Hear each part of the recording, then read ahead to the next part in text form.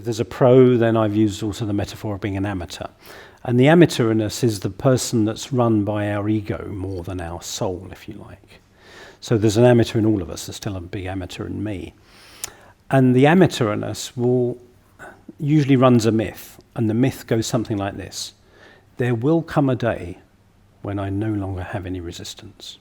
And that's the day when I'll show up and do what I am on earth to do. And I just want to say, I think that is a myth. That is resistance speaking. As spiritual pros, we begin to recognize that. I went into therapy quite a few years ago, and after a few years of therapy, I thought to myself, I'm probably going to be in therapy in one form or another for the rest of my life. But I'm not going to wait for the rest of my life to start showing up. And it kind of dawned on me that I'm probably never going to feel ready.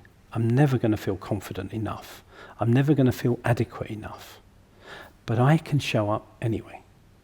And that's, to me, the key about being a spiritual pro. The spiritual pro has given up the myth that they're ever going to feel totally ready.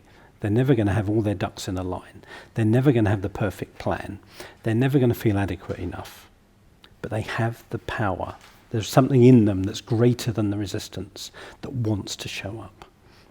So I invite all of us to keep giving up that myth that we're ever going to feel ready.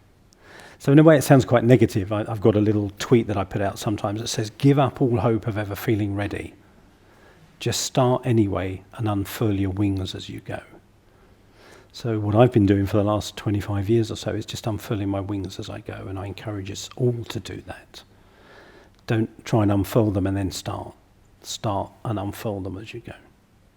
And then you learn to fly by flying, you learn to swim by swimming, you learn to run by running, not by studying them in theory. You get to be a spiritual pro by doing the things you're afraid to do.